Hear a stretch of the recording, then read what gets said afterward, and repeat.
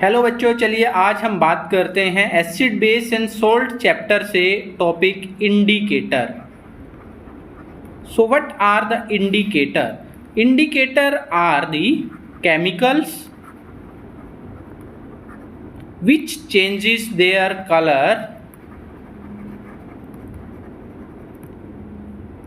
in acid and base।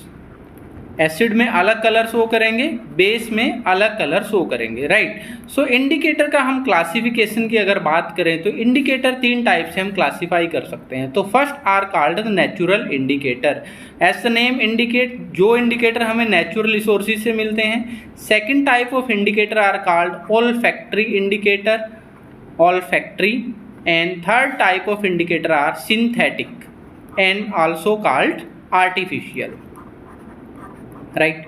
Example की अगर हम बात करें तो नेचुरल इंडिकेटर में बच्चों हमारे पास रहेगा लिटमस पेपर, राइट। तो लिटमस पेपर क्या होता है? लिटमस एक पर्पल डाई होती है जो कि प्लांट थैलोफाइटा कैटेगरी के प्लांट हैं उनसे एक्सट्रैक्ट किया जाता है, राइट। तो इंडिकेटर में लिटमस पेपर जो कि एसिड के केस में क्या होगा, ब्लू टू रेड में कन्वर्ट होगा, और बेस के केस में रेड लिटमस किस में चेंज हो जाएगा, ब्लू कलर में चेंज हो जाएगा। उसके बाद है olfactory indicator. Olfactory indicator are the indicator which change their smell, right. So basically जो इनकी स्मेल है वो एसिड के केस में कुछ और होगी तो बेस के केस में कुछ और होगी। जैसे एसिड के केस में अगर हम इंडिकेटर की बात करें, for example we have onion as the indicator.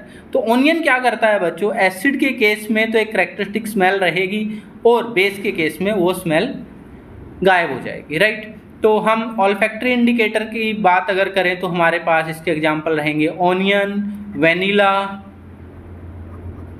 Clove, clove mean लौंग, राइट। सिंथेटिक इंडिकेटर की बात करते हैं तो हमारे पास मिथाइल ऑरेंज,